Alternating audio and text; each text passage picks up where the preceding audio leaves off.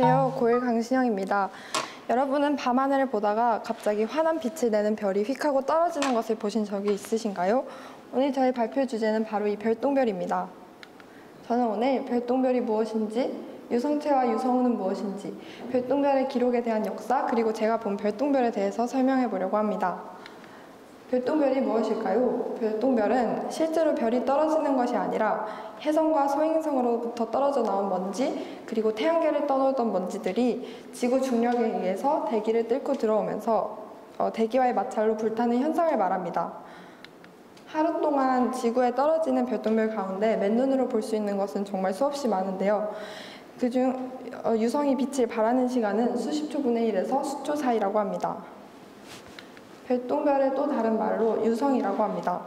유성은 유성체가 매우 빠른 속도로 지구 대기권에 들어서면서 밝은 빗줄기를 형성하는데, 이는 스스로 빛을 내는 항성과는 굉장히 다른 우주 현상이고 또 지구 대기권에서 관찰되는 재미있는 현상이라고 할 수 있습니다.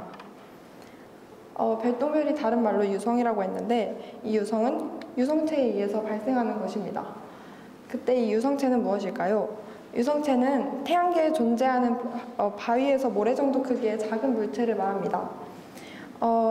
이 유성체는 나이가 젊은 유성체와 상대적으로 나이가 많은 유성체로 구분할 수 있는데요.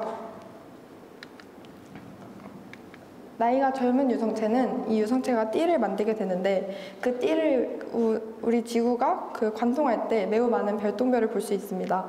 평균 1초당 1개 정도의 별똥별을 볼 수 있고요. 이것을 별똥만발이라고 합니다. 상대적으로 나이가 많은 유성체는 좀 더 느슨한 흐름을 가지고 있는데요. 이 흐름을 지구가 관통하게 될 때 평균 1분당 1개 정도의 별똥별을 볼 수 있고, 이것을 유성우라고 합니다. 우리가 항상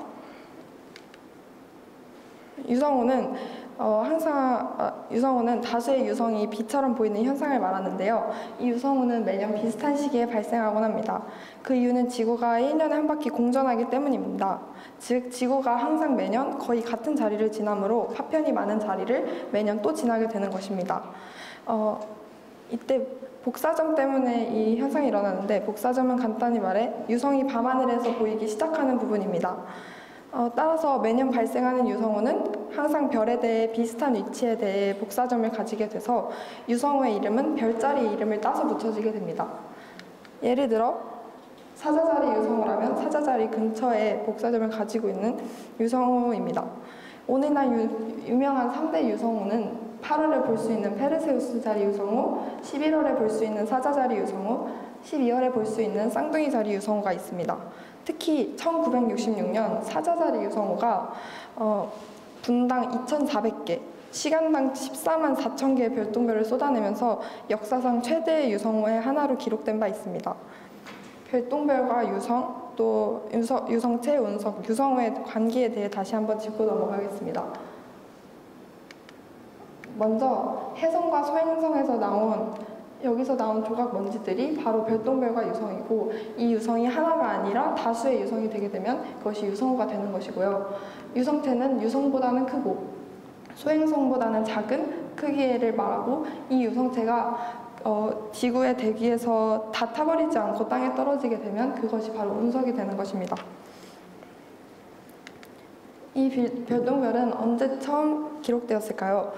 별똥별에 대한 기록은 서기 2세기부터 시작합니다. 그리스의 천문학자 프톨레마이오스가 기록한 것에 따르면 지상을 살펴보는 신들이 자신들의 지루함을 떨쳐내기 위해서 지구로 보내는 것이다 라고 기록하고 있습니다. 시간이 지난 후 유대인과 기독교인들은 하늘에서 내려오는 천사나 악마 혹은 벌받는 영혼이라고 믿었고, 동양권에서는 이 별똥별을 떨어지는 것을 통해서 사람의 수명을 점치기도 했습니다. 2022년 12월 14일 밤 10시에 저는 인생에서 처음으로 별똥별을 보았습니다. 2022년 마지막 우주쇼를 장식한 쌍둥이 자리 유성우를 보았는데요. 저는 총 6개의 별똥별을 보게 되었습니다. 깜깜한 하늘에 갑자기 반짝거리면서 나타났다가 사라지는 별이 너무 신기해서 계속해서 감탄사가 나왔습니다. 그래서 저는 오늘 별똥별을 주제로 나눠 꿈을 하게 되었습니다. 사람들도 별똥별을 매우 신기해합니다. 하지만 별똥별은 아무리 신기해도 고작 우주 먼지에 불과합니다. 우리가 진정으로 놀라워해야 하는 것은 무엇일까요? 바로 하나님의 일입니다. 하나님께서는 우리를 그거는 크고 헤아릴 수 없는 일들을 행하시며 셀 수 없는 놀라운 일들을 행하시나니 하나님께서는 우리를 구원해 주셨고 또 영원한 생명을 주셨습니다. 내가 그들에게 영생을 주노니 그들은 영원히 멸망하지 않을 것이며 또 아무도 나의 손에서 그들을 빼앗지 못할 것이라. 하지만 세상 사람들은 별똥별은 엄청 신기하고 또 그곳에 소원을 빌고 전설을 만들어내지만 진정한 빛이신 하나님과 그분의 말씀은 먼지보다도 못하게 여기고 있습니다. 그들은 모두 지옥으로 떨어질 것이고 또 우리는 그런 죄인들을 위해서 하나님의 말씀을 더욱 전파해야 합니다. 제 오늘 발표가 하나님의 위대하심을 다시 한번 상기시키는 계기가 되었길 바라며 발표를 마치겠습니다.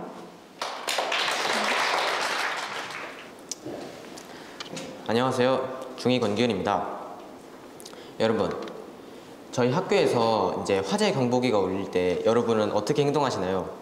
뭐 하도 자주 울려서 이제 그러려니 하고 계속 자는 사람도 있고 이제 불이다 하고 막 금방 뛰어나가는 사람도 있고 막 그런데 이제 사람들은 보통 화재 경보기가 울리면 도망가는데 이제 그곳으로 가는 사람들이 있는데 바로 제가 오늘 소개하려는 주제 소방관입니다. 소방관의 정의를 먼저 알려드리도록 하겠습니다. 소방관이란 화재를 예방, 경계하거나 진압하고 화재, 재난, 재해 그 밖의 위급한 상황에서 구조, 구급 활동 등을 통하여 국민의 생명, 신체 및 재산을 보호함으로써 공공의 안녕 질서와 유지, 복리 증진에 이바지함을 목적으로 하는 공무원입니다. 먼저 목차를 소개해드리도록 하겠습니다. 첫 번째, 소방관이 하는 일. 두 번째, 소방관을 힘들게 하는 것. 세 번째, 소방관의 기도. 네 번째, 주제를 선택한 이유입니다. 먼저 소방관의 하는 일에 대해서 알려드리도록 하겠습니다. 소방관은 이제 화재 예방과 진압하는 활동을 하고, 두 번째, 이제 119 구조와 구급 활동을 하고, 세 번째, 국민 편의 증직 및 봉사 활동을 함으로써 국민의 이제 공공 및 안녕 그 질서를 유지합니다. 두 번째, 소방관을 힘들게 하는 것을 알려드리도록 하겠습니다. 소방관을 힘들게 하는 것으로는 첫 번째가 이제 소방관이 이제 일을 하다 보면은 순직을 하는 소방관들이 있는데 그로 인한 구하지 못했다는 트라우마나 죄책감 그런 것들과 이제 사실상 24시간을 근무해야 하는 소방관의 특성 때문에 사람들이 매우 힘들어한다고 합니다. 세 번째, 어느 소방관의 기도입니다. 미국의 한 소방관이 이제 화재 현장에서 아이들을 확인했음에도 끝끝내 구출해내지 못해서 이제 죄책감에 쌓여서 이 시를 썼다고 알려져 있는데 그 시의 주인공은 스모키린입니다. 제가 한번 읽어드리도록 하겠습니다. 제가 부름을 받을 때에는 하나님, 아무리 뜨거운 화염 속에서도 한 생명을 구할 수 있는 힘을 주소서. 너무 늦기 전에 어린 아이를 감싸 안을 수 있게 하시고 공포에 떠는 노인을 구하게 하소서. 내가 늘 깨어 살필 수 있게 하시어 가냘픈 외침까지도 들을 수 있게 하시고 신속하고 효과적으로 화재를 진압하게 하소서. 그리고 하나님의 뜻에 따라 저의 목숨을 잃게 되면 하나님의 은총으로 저희 아내와 아들을 돌봐주소서. 제가 이 주제를 선택한 이유는 제가 이제 소방관을 목표로 이제 하고 있는데 소방관을 목표로 하는데 이제 소방관을 하면서 많은 느낀 점이 있어가지고 한번 해보고 싶었습니다. 그리고 처음 이제 소방관을 하면은 그 마음가짐을 소개해드리도록 하겠습니다. 첫 번째, 소방 공무원은 항상 근면성실한 자세를 가져야 한다. 근면성실한 자세를 가진다면 신뢰받는 소방 공무원이 될 것입니다. 두 번째, 소방 공무원은 모든 일에 정직해야 합니다. 소방 공무원은 이제 사람들의 목숨을 구하는 직업으로서 가장 신뢰받아야 할 직업인데 이제 정직하지 못한다면 사람들에게 신뢰받지를 못할 것입니다. 세 번째, 소방 공무원은 항상 신중하고 침착해야 한다. 소방 공무원은 사람의 목숨을 구할 수도 있고 반대로 자기의 실수에 따라 책임이 큰 직업인데 이제 제가 이제 상황 판단을 잘 못하고 이제 신중하지 못하고 산만하게 행동하다가 실수라도 나면은 이제 사람을 못 구하거나 숨직하는 그런 소방관이 나올 수도 있고 사고가 더 큰 사고가 날 수도 있기 때문에 침착해야 합니다. 그리고 제가 준비를 하면서 이런 책이 있어가지고 했는데 이 책을 제가 미리 보기로 살짝 봤는데 이제 소방관이 얼마나 힘들고 책임감이 큰지 알 수 있어서 한번 넣어봤습니다.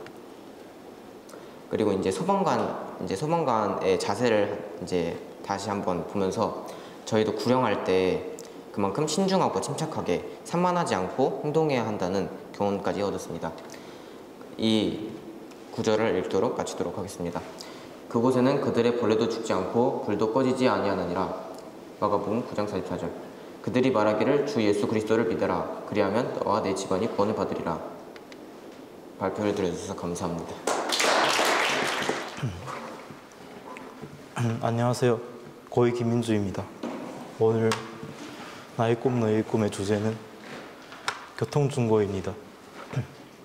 일단 교통중고에 대한 순서를 먼저 알아보실 건데요. 처음으로 중국 교통수단에 쓰이는 택시, 지하철, 버스, 기차에 대해서 알아볼 거고 마지막에는 중국 교통질서에 대해서 알아보겠습니다. 처음으로 택시인데요. 한국을 봤을 때 약간 택시보다는 버스를 이용하는 사람들이 더 많죠.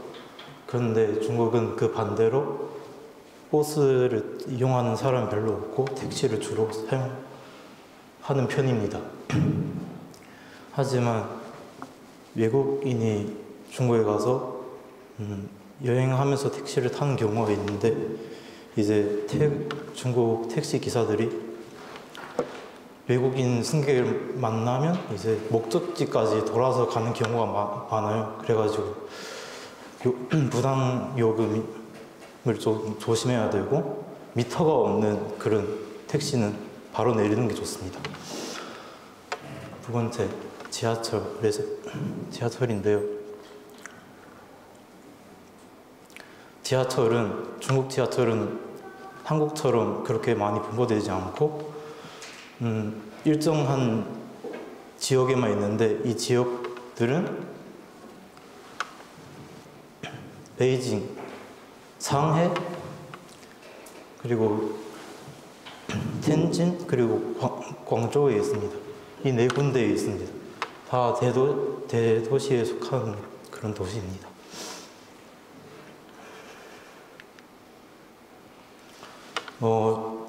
여러분들이 중국어 강의를 보시지 않는 이상은 중국어를 거의 지하철에서 듣게 되잖아요.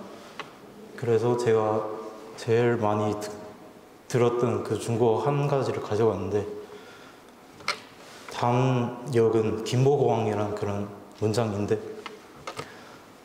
중국어로 읽으면 前方到站是 김포공항站이라고 이렇게 되는데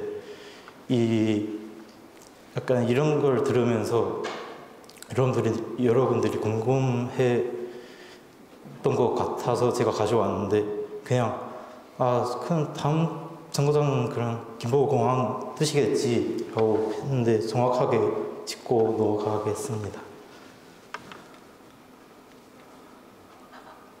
여기 前方은 전방이라는 뜻이거든요. 그리고 到站是는 다음 역, 그리고 김포공항, 찐포지창이라고 있는데 보통 다 그냥 김포공항으로 말하더라고요. 그리고 김포공항 짠입니다. 다음으로 넘어가시면 중국 버스에 대해서 알아보겠습니다. 중국 버스는 그냥 한 가지 종류만 있는 게 아니라 여러 가지 종류가 있는데요. 그냥 일반 좌석인 버스가 있고 약간 시트가 호화로운 버스가 있고 마지막으로 2층 침대가 있는 그런 버스도 있습니다. 그렇게 알아두시면 되겠습니다. 그리고 이제 버스를 탑승하실 때 오저에서 1웬 그 정도로 이제 차비 요금이 나가는데요. 별로 되지는 않아요. 하지만 여러분이 막 이런 큰 단위의 돈을 갖고 탑승하시면 이제 그런 걸 좀 피해 주시고 그냥 잔돈을 마련해서 타시는 게 그걸 추천합니다. 그리고 이제 기차에 대해서 알아보겠습니다. 중국 기차의 종류도 엄청 많은데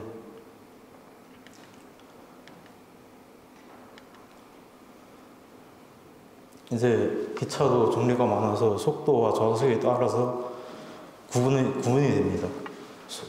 속도에 대해서는特快랑直快랑 그리고快客랑 부크가 있는데 관광객들이 제일 많이 이용하는 건 특快랑 부크입니다. 특快는 대도시를 고속으로 운행하는 특급 열차인데요. 이게 특快가 이 특급 열차가 다른 이런 일반 열차보다 30% 값이 그렇게 비싸다고 들었고 그렇습니다. 그리고 다음으로 주快는 장거리 운행용으로 식당차와 침대차가 있고요. 그리고 콰이커는 주간에 운행하는 좌석 중심의 열차. 그리고 부커는 완행 열차로 모든 간역에서 정차합니다. 다음으로 좌석에 보시면 경좌랑 연좌, 경화, 연화로 나뉩니다. 경화는 보통 좌석을 말하고 비닐 시트로 된 딱딱한 좌석이 되어 있고 장거리 여행에는 불편합니다. 사람도 많고 표가 매진되는 경우가 많기도 합니다. 연좌를 보시면 쿠션이 있는 시트에 에어컨도 있습니다. 지정석으로 쾌적하게 갈 수 있고 요금은 경좌의 2배입니다. 경화 3단 침대로 된 침대차이고 낮에는 밑에 침대가 좌석으로 사용되고요. 침대에는 비닐 시트여서 딱딱합니다. 연화 4인용 침대, 에어컨, 담요, 베개 등이 시설로 갖춰져 있어 쾌적하고요. 단 남녀 구별이 없으므로 여자 혼자가 여행을 할 때는 주의하시기 바랍니다. 마지막으로 중국 교통의 질서에 대해서 알려드리겠습니다. 중국 교통의 질서는 여러분 알다시피 좀 엉망이고요. 사람도 차를 무서워하지 않고 차도 사람을 무서워하지 않기 때문에 교통사고가 아주 많이 나는 이유가 그것 때문에 여러분이 만약 가시면 꼭 교통 질서를 지켰으면 합니다. 저희 발표를 들어주셔서 감사합니다. 안녕하세요. 고등학교 3학년 김승지입니다. 여러분, 지금 눈을 한번 감아보시겠어요? 깜깜하죠? 안 감으신 분이 계시네요. 자, 그게 바로 어두움입니다. 이제 눈을 떠보시겠어요? 방금 수많은 빛이 여러분의 눈에 도달했습니다. 여러분이 무언가를 본다는 것은 광원에서 출발한 빛이 물체에 도달하고 그 물체에서 반사된 빛이 여러분의 눈에 들어가서 영상을 만들고 시신경을 통해 뇌로 전달돼서 여러분이 볼 수 있게 되는 것이죠. 자, 우리가 이렇게 볼 수 있게 해주는 빛. 저는 오늘 그 빛에 대해서 얘기하려고 합니다. 빛이란 무엇일까요? 여러분은 빛이 무엇일까 생각해 본 적이 있으신가요? 반짝거리는 것? 불? 밝은 것? 빛을 정확하게 얘기하면 좁은 의미에서는 가시광선, 즉 일반적으로 사람이 볼 수 있는 영역의 전자기파를 의미하고요. 넓은 의미에서는 전파, 적외선, X선 등 모든 영역의 전자기파를 의미합니다. 가시광선은 여러분도 알고 계시다시피 그 빨주노초 파남보, 우리가 볼 수 있는 빛을 얘기합니다. 파장이 짧으면 여기 자외선이라고 하고요. 아니, 분수예요. 파장이 짧은 것은 보라색이고요. 파장이 가장 긴 것이 빨간색입니다. 그리고 이 영역을 벗어나면 파장이 길면 적외선, 파장이 짧으면 자외선이라고 부르게 되는 것이죠. 빛은 초당 2억 9,979만 2,458m로 진행합니다. 이는 1초에 지구의 둘레에 7바퀴 반을 도는 속도고요. 태양에서부터 지구까지 약 8분밖에 안 걸립니다. 이렇게 빛의 속도가 굉장히 빠른데요. 여러분은 속도가 무엇인지 아시나요? 속도는 위치의 변화를 걸린 시간으로 나누는 값인데요. 시간당 얼마를 갖느냐를 말할 때 사용하는 용어죠. 그런데 이 속도에는 재미있는 점이 한 가지 있습니다. 여기에 제가 초속 10m로 달리고 있는데요. 정지해 있는 사람의 경우 저를 볼 때 초속 10m로 달리고 있다고 생각을 하게 되는데 저랑 똑같은 속도로 달리고 있는 사람이 저를 볼 때는 초속 10m가 아니라 초속 0m로 보이게 되는 거죠. 왜냐하면 이 사람이 볼 때 저는 안 움직이거든요. 그냥 같이 가고 있으니까 위치의 변화가 없는 것이죠. 그렇다면 빛은 어떨까요? 속도는 상대적인 개념인데 빛도 그럴까요? 빛은 그렇지 않습니다. 제가 여기 빛의 속도로 가고 있으면서 빛을 보면 빛의 속도가 초속 0m가 아니라 여전히 2억 9,979만 2,458m인 것이죠. 이게 바로 광속 불변의 법칙이라는 것입니다. 이제 빛의 성질에 대해서 간단히 알아볼 건데요. 우선 빛은 직진한다는 성질을 가지고 있습니다. 빛은 직진하기 때문에 그림자가 생깁니다. 여기에 제 손이 있는데요. 만약에 빛이 직진하지 않고 휘어진다면 이 프로젝터의 빛이 이 뒤에도 비칠 수가 있겠죠. 이렇게 빛이 가서 여기에도 빛이 도달해야겠죠. 그렇지만 빛은 그렇지 않습니다. 빛은 직진하기 때문에 제 손에 막혀서 이렇게 그림자가 생기게 되는 것이죠. 빛은 그리고 반사된다는 성질이 있습니다. 곱게 나아가다가 불투명한 물체를 만나게 되면 더 이상 나아가지 못하고 되돌아 나가는 성질이 있습니다. 빛이 반사되기 때문에 우리는 색을 볼 수가 있습니다. 이 토마토는 빨간색인데요. 이 사진은 프로젝터가 빨간 빛을 쏴서 만든 토마토 사진인데 그 빨간 빛이 여러분의 눈에 들어가서 빨갛다고 보게 되는 건데 진짜 토마토는 그 색을 보는 과정이 좀 다릅니다.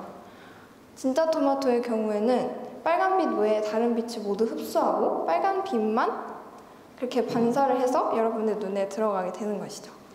신기하지 않나요? 저는 왜 토마토가 빨간 빛을 반사하고 어떤 거는 초록빛을 반사하고 그런 건지 궁금한데요. 물론 주님께서 그렇게 만드셨으니까 그렇겠지만 저는 이 사실을 알고 되게 신기했던 기억이 있습니다.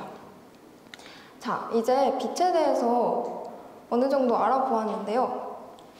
여러분은 참 빛에 대해서 들어본 적 있으신가요? 이제부터는 참 빛에 대해서 이야기해 보도록 하겠습니다. 세상으로 들어오는 모든 사람에게 비치는 참 빛이 있었으니 그가 세상에 계셨고 세상이 그에 의하여 지은 바 되었으나 세상은 그를 알지 못하더라. 참 빛은 예수 그리스도께로부터 비춰오는 영적인 빛입니다. 그 빛을 비치는 사람은 누구든지 옳고 그른 것을 분별하는 영적인 분별력을 가지게 됩니다. 예수 그리스도께서 2000년 전에 이 땅에 오심으로써 세상에 빛이 비치게 되었는데요. 네, 주님은 빛이시기 때문에 빛은 주님과 닮아 있습니다. 어떤 점이 주님과 닮았는지 이제부터 좀 살펴볼 건데요. 창세기 1장 3절에서 하나님께서 가장 먼저 창조하신 것도 빛이죠. 우선 빛은 우리가 무언가를 볼 수 있게 해줍니다. 빛이 없이는 우리는 아무것도 볼 수가 없습니다. 마찬가지로 하나님께서 우리에게 조명을 주시지 않으면 우리는 아무것도 제대로 볼 수가 없습니다. 주의 말씀들이 들어가면 빛을 주며 그것이 우매한 자에게 명철을 주나이다. 우리는 주의 말씀의 빛으로 인해 제대로 볼 수 있게 된 것이죠. 제가 아까 빛은 자외선과 가시광선과 적외선으로 나누어진다고 했는데요. 이렇게 딱 세 개로 나누어지는 점이 삼위일체이신 하나님을 떠올리게 하지 않나요? 일단 가시광선은 볼 수 있다는 점에서 예수님과 같습니다. 그리고 적외선은 볼 수는 없지만 느낄 수 있죠. 그러니 성령님과 같습니다. 그리고 자외선은 볼 수도 없고 느낄 수 없는 것이 하나님과 같은 것이죠. 또 빛은 아주 빠릅니다. 그 무엇보다 빠릅니다. 그리고 그 속도는 변하지 않습니다. 어디에서 누가 어떻게 측정을 해도 빛의 속도는 변하지 않는데요. 하나님께서도 불변하시는 분이시죠. 모든 좋은 선물과 모든 온전한 선물이 위로부터 곧 빛들의 아버지께로부터 내려오나니 그분께는 변화도 없고 회전하는 그림자도 없느니라 라고 말씀하셨습니다. 회전하는 그림자도 없다고 했는데요. 아까 제가 빛은 직진하기 때문에 그림자가 생긴다고 했었죠. 그런데 하나님께는 그림자가 있을 수가 없습니다. 그림자란 빛이 도달하지 않는 곳에 생기는 것인데 주님 자체가 빛이시기 때문에 그림자가 없으신 것이죠. 그리고 우리는 그 참 빛이신 하나님의 빛을 받아 비추는 사람들입니다. 빌립보서 2장 15절에서는 너희는 빛들로서 세상에서 비추는 자들이라 라고 말씀하셨습니다. 우리는 달과 같이 태양빛을 반사해서 어두운 밤을 비추는 달처럼 이 어두운 세상을 비추는 사람들이 되어야 합니다. 이 어두운 세상을 비추어서 한 사람이라도 더 밝은 길로 인도해야 하는 것입니다. 마지막으로 제가 가장 좋아하는 성경 구절 중 하나인 요한계시록 22장 5절 말씀을 읽고 마치도록 할 건데요. 같이 읽을까요? 시작! 거기에는 밤이 없겠고 그들에게는 촛불도 햇빛도 필요하지 아니하리니 이는 주 하나님께서 그들이 영원 무궁토록 통치하리라. 자, 그분께서 우리를 비추셔서 이렇게 불을 켤 필요가 없는 그날이 얼마 남지 않았습니다. 그날이 올 때까지 다 같이 빛 가운데서 행하며 세상에 참 빛을 전파하는 사람들이 되도록 합시다. 들어주셔서 감사합니다. 안녕하세요. 중3 김신지입니다. 저는 오늘 그림과 관련한 AI에 대해 이야기하려고 합니다. 최근 미국 콜로라도에서 열린 한 미술대회에서 대상을 받은 작품입니다. 이 그림에서 주목할 점은 바로 인공지능이 그렸다는 건데요. 방법은 이렇습니다. 미드저니를 이용해 900개 이상의 이미지를 생성합니다. 그중 작품 3개를 선정 후 기가픽셀이라는 AI를 이용해 해상도를 높여 제출합니다. 로봇손을 이용해 직접 종이에 그림을 그리는 휴머노이드 로봇도 있습니다. 바로 에이다인데요. 2019년 영국의 프로그래머, 로봇공학자, 미술 전문가들이 모여 만든 로봇입니다. 에이다라는 이름은 인공지능을 뜻하는 AI와 세계 최초 프로그래머였던 에이다 러브레이스의 이름을 따와서 만들었는데요. 에이다는 자신의 뛰어난 능력을 활용해 시를 짓고 그림을 그리는 등의 예술활동을 하고 있습니다. 로봇 역사상 최초로 전시회를 연 인공지능 아티스트 휴머노이드 로봇이기도 합니다. 에이다는 그림을 그릴 때 눈에 있는 카메라와 AI 알고리즘으로 그림을 만들고 AI 팔로 캔버스에 칠합니다. 또 신경망을 통해 자신이 쓴 시로부터 이미지를 얻어냅니다. 이렇게 기술은 이미 예술 창작에 사용되고 있습니다. 덕분에 손쉽게 단숨에 그림을 그려낼 수 있습니다. 하지만 이런 기술은 예술가들에게 창작의 기회와 함께 위협 혹은 문제가 될 수 있는데요. 먼저 저작권 문제입니다.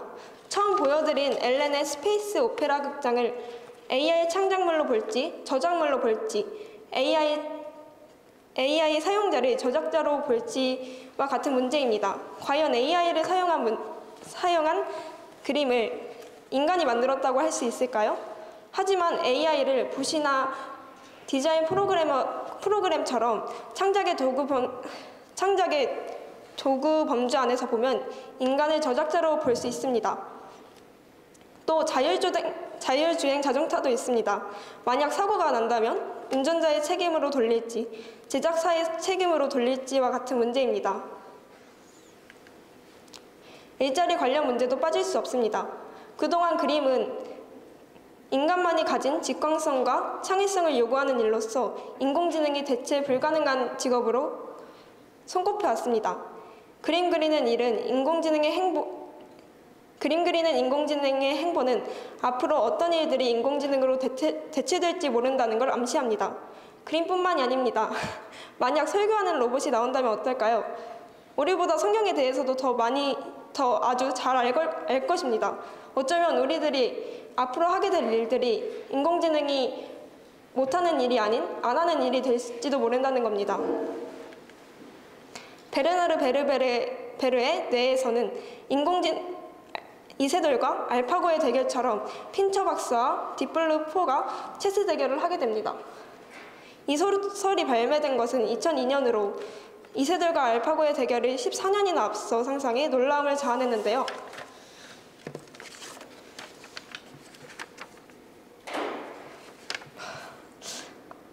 소설 속에서는 핀처 박사가 승리를 얻습니다. 그리고 이어서 AI를 이길 수 있었던 비결을 말합니다. 여기 본문이 있어야 되는데 없어졌네요. 컴퓨터는 기분을 휩쓸리지 않습니다. 하지만 동기라는 것에 영향을 받지도 않습니다. 딥블루 4는 성령 승리한다 해도 얻을 게 없습니다. 반면 저는 복수를 하고 싶었습니다. 그 패배에는 비단 두 기자의 불명예뿐만 아니라 인류 전체에 대한 모독이라 생각했기 때문입니다. 라고 하며 본인이 AI를 이길 수 있었던 건 동기가 있었기 때문이라고 말합니다. 덧붙여 본인이 살아가는데 주된 동기에 관한 질문을 합니다. 무엇 때문에 나는 어떤 일에 힘을 들이고 애를 쓰는 것일까? 도대체 무엇이 나로 하여금 아침마다 일어나 일과를 시작하게 만드는 것일까? 라며 본인의 동기가 무엇인지 아는 게 중요하다고 말합니다. 앞서 소개해드린 에이다는 주관적인 경험이 없기 때문에 컴퓨터와 알고리즘을 이용해 창작합니다. 그림을 그리는 AI, 미드저니 또한 입력각과 기존의 그림의 재구성으로 나온 것뿐이죠. 어떠한 동기도 없습니다. 만약 완벽히 그림을 창작해내는 AI가 완성된다면 그 AI를 과연 인간들이 좋아할까요? 저는 이번 나노금을 준비하면서 사진기가 떠올랐습니다. 사진기가 처음에 발명되었을 때 그림은 아무런 가치를 잃을 것이라고 말했습니다. 그럼에도 새로운 가치를 불어넣으면서 되살렸던 사례가 있습니다. 비록 지금은 사진기가 처음 나왔을 때처럼 그림은 아무런 가치를 잃을 거라고 말하지만 언젠가 새롭게 바뀔 수 있다는 생각을 하게 되었습니다. 또 핀처 박사의 질문이 인상적이었습니다. 여러분이 지금 하고 있는 행동의 궁극적인 목표는 무엇인가요? 아침마다 일어나서 무엇을 하며 무엇에 힘을 들이고 애쓰고 계시나요? 그리스도인인 우리의 궁극적인 목표는 성령의 열매입니다. 그리고 그에 걸맞게 행동해야 합니다. 내가 주 안에서 받은 직분을 주의하여 그것을 수행하라. 저는 이번에 제가 하고 있는 행동의 동기에 대해 다시 한번 생각해보게 되었습니다. 여러분도 지금 하고 있는 행동에 대해 다시 한번 생각해보기를 바라며 발표를 마치겠습니다.